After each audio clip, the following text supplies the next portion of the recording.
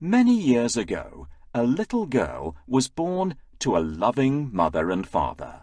They lived happily until one day the mother became ill and, sadly, died. The father was grief-stricken and found life difficult without a wife. So he decided to marry again. His new wife had also been married before and had 2 daughters, Camilla and Daniela. He hoped that they would all live happily together as a family. But this did not happen. It soon became clear that neither his new wife nor her daughters liked his daughter very much, and they began to be very unkind to her. They made her do all the housework. At night she was forced to sleep in the kitchen, where she would curl up near the cinders of the fire to keep warm. So they called her Cinderella.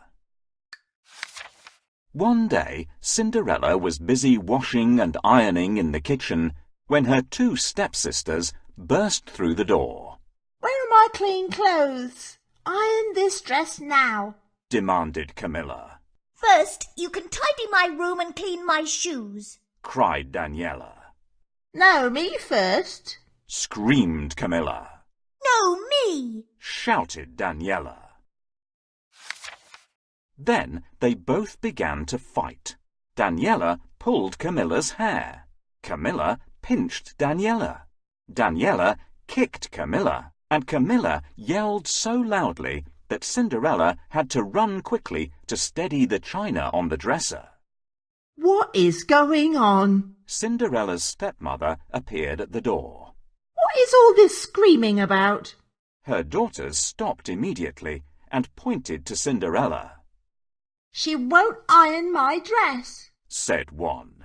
"She won't clean my shoes," said the other.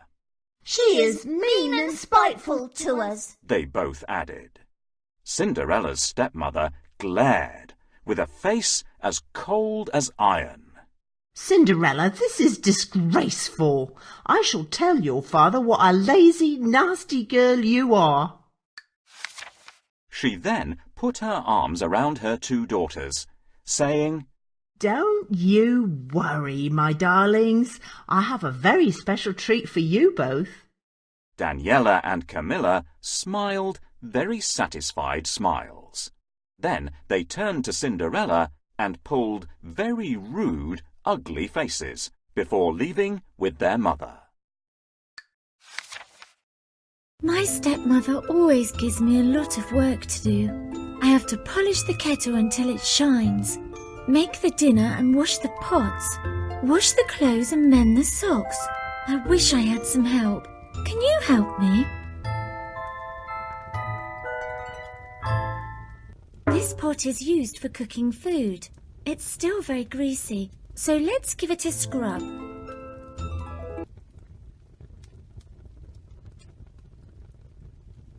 This is the broom for sweeping the floor. Let's sweep this dust away.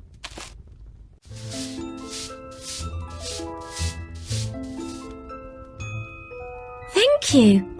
That's nearly all done.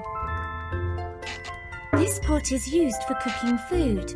It's still very greasy, so let's give it a scrub.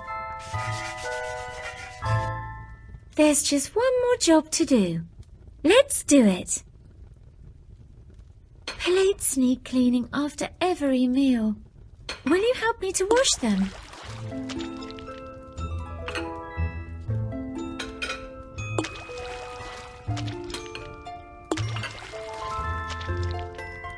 Well done! You've been a great help. All my jobs are done and everything is nice and clean. "Cinderella, where are you hiding? I see you're lazing around again. Come here, I have a task for you." "We've been invited to the ball at the palace, and you have to help us get ready." My stepmother always gives me a lot of work to do. Cinderella was on the verge of tears when she noticed that her stepmother had left something on the kitchen table. It was an invitation. She picked it up, wiped away a tear, and read, His Royal Highness, the Prince, cordially invites you to attend the Royal Midsummer Night's Ball. At the Palace, evening dress essential. RSVP. Oh, how wonderful it would be, she thought, to go to a ball dressed in a beautiful evening gown and maybe even meet the prince. She began to imagine the scene, the magnificent palace with its majestic towers, the glittering ballroom, the guests looking glamorous, and the music. Oh, what beautiful music there would be! The dancers would be swirling and gliding across the dance floor, and of course the prince would be there, looking handsome and charming.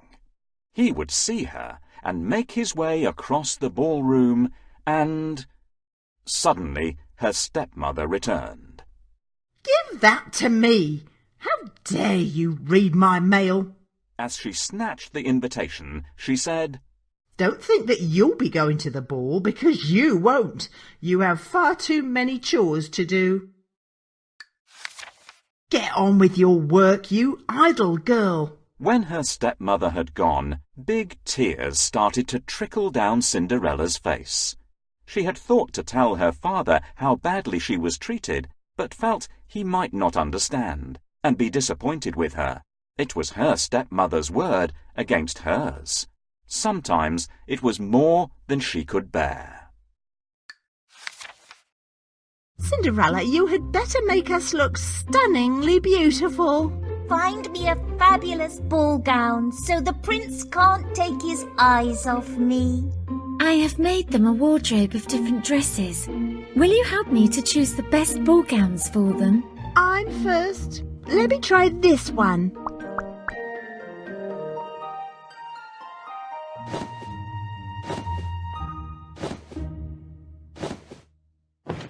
I shall dance with the prince.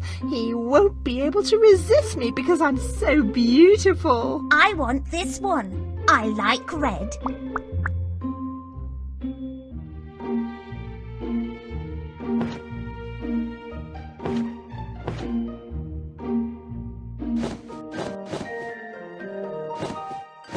I shall sweep the prince off his feet as I glide along in my beautiful silk chiffon. Thanks, everyone. Success! I think we found them the perfect dresses for the ball. My sisters are always difficult to please. I bet you'd like to go to the ball, Cinderella. My stepmother won't let me go to the ball. I have to stay here and work. But you can't go to the ball because you're ugly.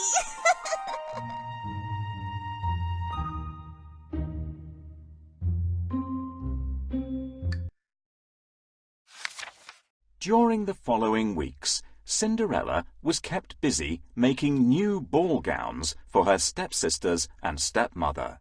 She cut and stitched and sewed until finally the dresses were finished. When the day of the royal ball arrived, there was great excitement. Cinderella was ordered to help Camilla and Daniela get ready. They bustled into the dressing room and began their demands. Polish my fingernails, Cinderella. Cinderella, brush my hair. Tie my bow. Straighten my dress. Find my petticoat. Fasten my buttons. Fetch my shoes. Do it now. Poor Cinderella rushed here and there, trying to do everything she could for her stepsisters.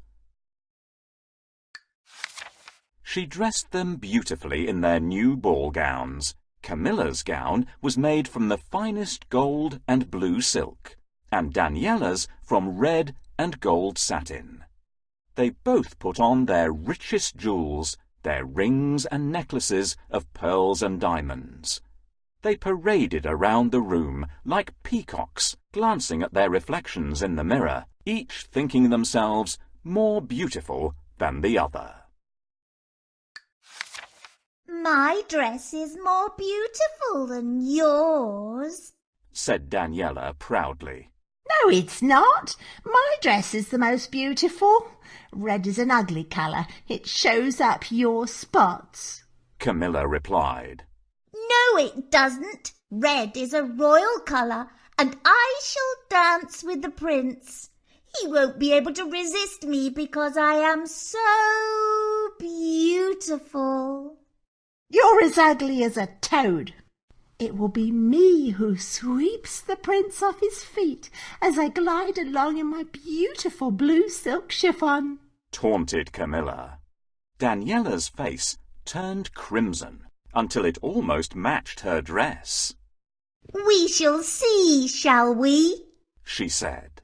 Then she launched herself angrily at her sister, but Cinderella quickly came between them. Please stop. You are both very beautiful, and I'm sure you shall both get to dance with the prince. Yes, I suppose we shall, said Daniela smugly. But you won't. Ha ha ha, added Camilla cruelly. Then, with a swish of silken petticoats, they left, without a word of thanks. The carriage arrived to take them to the palace. Cinderella's father escorted his wife and his stepdaughters to the door, and then said, Where is my daughter? Isn't she coming to the ball with us? Goodness, no, replied his wife. She has been very badly behaved, and as punishment she must stay at home. Her husband shook his head. What a pity. She used to be such a good, sweet child. Cinderella watched as the carriage drove away, and she felt a deep sadness in her heart. She sank down by the fireside, and this time she could not stop the big, sorrowful tears. She wept pitifully. Oh, why can't I go to the ball? I wanted to go so much. Why must I be treated so unfairly? I wish my mother was here to care for me. Oh, how I wish I could go to the ball. All of a sudden there was a flash of blue light, and there beside her stood a beautiful lady, whose dress of shining midnight blue sparkled like starlight. She held a twinkling fairy wand and looked at Cinderella with the sweetest smile. And you shall go to the ball, dearest girl. Don't be afraid, Cinderella. Your mother has sent me to grant your wish. I am your fairy godmother and am here to care for you. Cinderella was so amazed that she found it hard to speak at first. Oh, thank you. This is very kind of you. But how can I go in these old clothes? And however shall I get there? Follow my instructions precisely and all shall be well. Fetch me quickly the 4 mice, 2 lizards, and the friendly grey rat that you keep as pets, and the largest pumpkin you can find. Cinderella did as she was asked, and when the creatures and the pumpkin were all assembled, the fairy godmother waved her magic wand, saying, No more pumpkin, rat, lizards, and mice to be seen, but a golden coach and horses, fit for a queen. Then, with a puff of magic smoke, Cinderella found herself outside. Standing before her was the most glorious golden coach.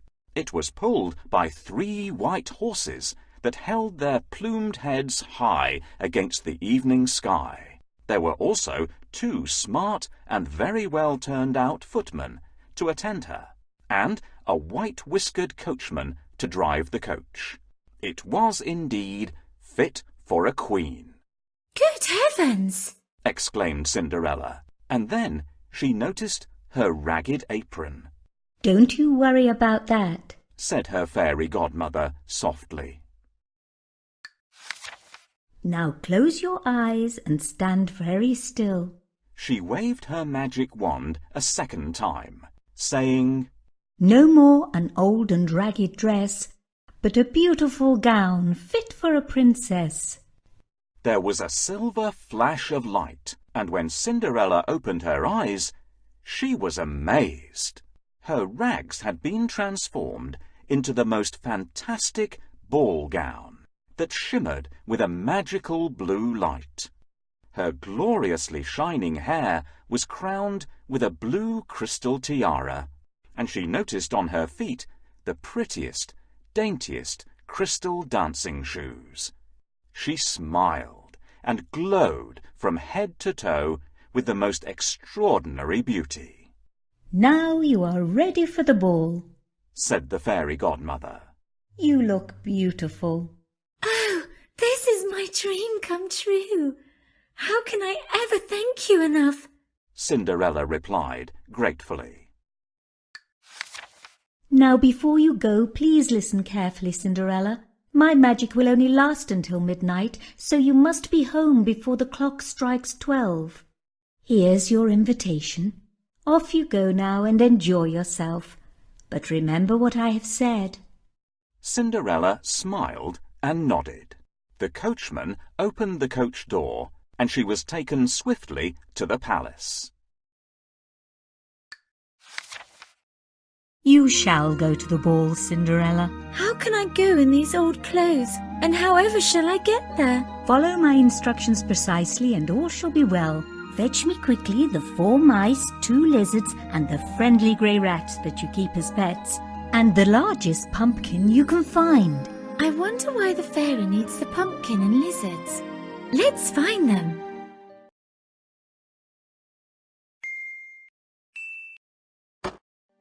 We found everything you asked for, fairy godmother.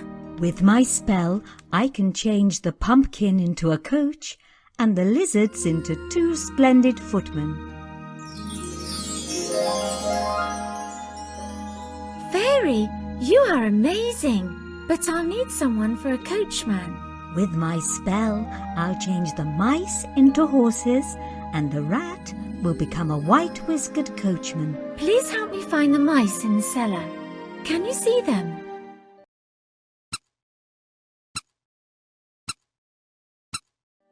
Well done!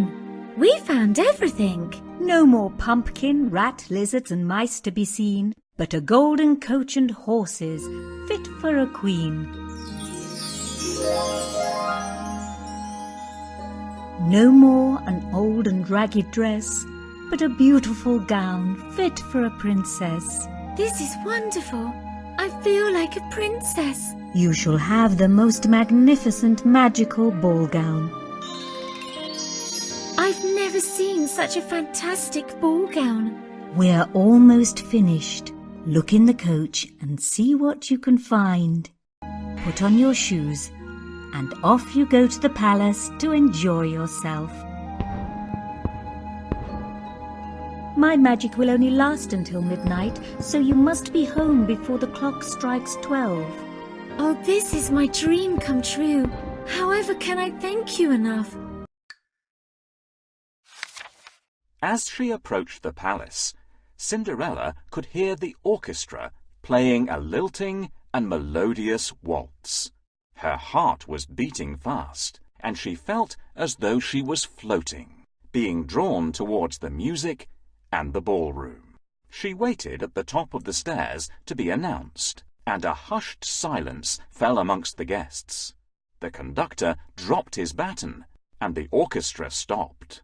Your Royal Highness, lords, ladies and gentlemen, I am pleased to present the Princess Mirabella. Was that really her name? It was the name clearly written on the invitation given to her, so perhaps, for this night, she really was a princess. Her beauty was so enchanting that everyone gazed in wonder. The prince fell immediately and instantly in love, and by the time she reached the last step, his hand was holding hers. Please, may I have the pleasure of this dance? Why, of course, Your Highness, she replied, smiling, and her heart was fluttering like 1,000 butterflies. The music played, and they danced and danced. They twirled and glided across the ballroom. It was obvious to everyone that the prince had found the girl of his dreams, and she had found her one true love. Of course, This didn't please Camilla and Daniela. They began to argue and blame Cinderella for not making them look beautiful enough to attract the prince's attention. It's just not fair, they screamed, and they sat with grumpy, ugly faces for the whole evening. Meanwhile, the king and queen smiled and looked at each other. They make the perfect couple, don't you agree, my dear? The king nodded and squeezed the queen's hand. I do, my dear. I do. Cinderella had not noticed the time passing until the clock began to chime. It was the first stroke of midnight. She suddenly realized that her ball gown would turn to rags and the golden coach would turn back into a pumpkin. At this thought, she fled in haste back up the ballroom staircase, losing one of her crystal dancing shoes as she did so. She had no time to pick it up, and to her horror, as the clock struck the last chime of midnight, she saw her golden coach disappear. Once again she stood in her old clothes and ragged apron. Her enchanted evening was over. Back at the palace, her hasty exit had left everyone in some confusion. The prince was dazed and unable to understand why his princess had left so suddenly. He picked up her shoe as he followed her swiftly up the stairs. He searched the palace and the palace gardens for her, but she was nowhere to be found.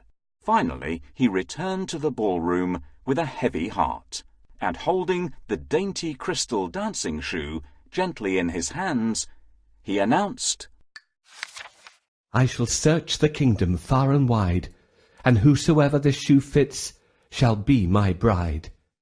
The guests began to leave. The evening was over. Oh no, it's midnight already. I must run away quickly before my dress turns back into my old ragged clothes.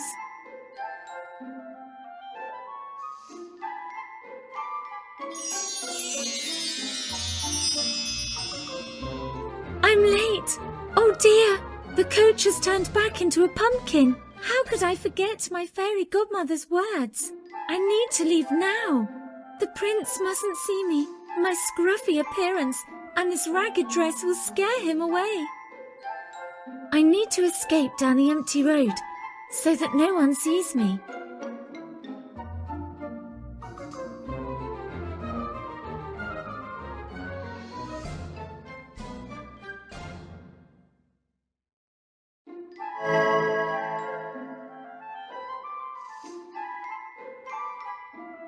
A golden key can open any door. Where is it?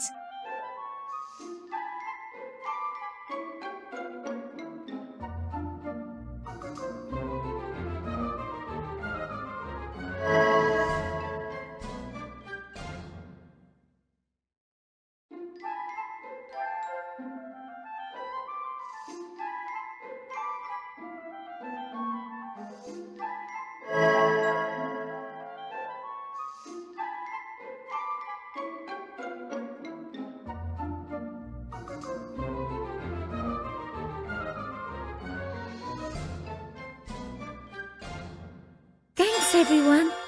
Where has she gone? Why did she run away? She is the girl of my dreams. I must find her. Oh, look, this is her crystal shoe. It must have slipped off her foot as she ran away. I shall search the kingdom far and wide, and whosoever this shoe fits shall be my bride. The following day, the whole kingdom woke to rumours of the crystal shoe, and of how the beautiful and mysterious princess had stolen the prince's heart. They learned how she suddenly left him as the clock struck midnight, and how a royal search party for the girl whose foot would fit the crystal shoe had been organised. It was ordered that all the young ladies in the kingdom were to try on the shoe. Whosoever the shoe fitted, the prince would take as his bride. There were squeals of delight from the stepsisters when they heard that the prince's messenger was on his way. My foot is going to fit. I just know it, squeaked Camilla, gazing at her painted toenails. I'll be surprised. Hooted Daniela. You have feet like gibbers. Mine are half the size of yours, so I'm 100 times more likely to be the prince's bride. Their mother came in just in time to stop the quarrel. Now, girls, I want you to look your best. Cinderella, help your sisters, and then go and stay in the kitchen. They won't want to see you. You weren't at the ball. The royal messenger arrived, and Camilla was first to try on the shoe. She heaved and pushed her foot in as far as she could, but it was clearly never going to fit. Daniela smirked and muttered, Gibber feet. under her breath. It was her turn next. She pushed and tried as hard as she could to squeeze her foot into the shoe. Suddenly she screamed that she had cramp in her toe. She yelled and squealed and pulled such ugly faces that the page boy and the royal messenger found it hard not to laugh. Oh dear! The shoe does not fit either girl or any other girl in the kingdom. We have visited them all, sir, the page boy informed the royal messenger. The messenger then turned to Cinderella's father, who had been watching patiently, and asked hopefully, Have you no other daughters? Ah, yes, I have a daughter. I believe she'll be in the kitchen, he replied. But she didn't go to the ball, interrupted his wife. But our orders are that she must still try on the shoe, said the messenger. The stepmother went and called for Cinderella. Cinderella appeared in her old clothes and apron and sat down to try on the shoe. Of course, her dainty little foot slipped into it with ease. Everyone in the room gasped. Goodness, it fits! Cinderella then produced the other shoe from her apron pocket and put it on. There was a flash of blue light, and once more she appeared in her ball gown, as beautiful as ever before. The royal messenger immediately took Cinderella to the palace, where the prince was waiting for news of his lost princess. Success, your royal highness. We have found the girl whose foot fits the crystal slipper, reported the messenger. The prince smiled and gazed at Cinderella's pretty face. He knew instantly that this was the girl that he had fallen in love with at the ball. The prince took her hand. My dearest Mirabella, will you do me the greatest honour and be my bride? Cinderella nodded and smiled. She could hardly believe what was happening to her. Her stepmother fainted. When she came to, she was angry at Cinderella's father for telling the royal messenger about his daughter. They would certainly have chosen one of my daughters to marry the prince if that dreadful Cinderella hadn't appeared. So, in a huff, she packed their bags, took all the money, left with her 2 daughters, and they were never seen nor heard of again. Please, ladies, try on the shoe. Me first? Your feet won't fit. They're much too big. Me first? My foot is going to fit. I just know it. Can you stop the quarrel? Tap on the sister that you think should try on the shoe first.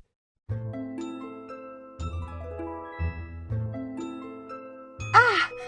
Ouch! My foot is stuck. Help! The shoe doesn't fit you, lady. Oh no! It's too small. It won't even fit my big toe. Please, may I try? How can it be your shoe? You weren't at the ball. I have been ordered to search the kingdom far and wide, and whosoever this shoe fits shall be the prince's bride. She can't be the princess at the ball. I don't believe it. My lady, The shoe fits perfectly. I will take you to the palace where the prince is waiting for you. This dress is beautiful. This is wonderful. I feel like a princess.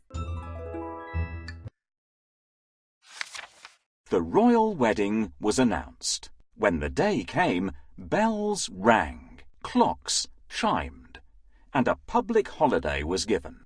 Everybody celebrated with feasting, music, and dancing in the streets. It was a glorious day. Cinderella's father walked her proudly down the aisle. The king and queen gave them their blessing, and with a wave of her magic wand, so too did Cinderella's fairy godmother. The prince had found the girl of his dreams, and Cinderella, or should I say Mirabella, had found her one true love. Needless to say, they all lived happily ever after.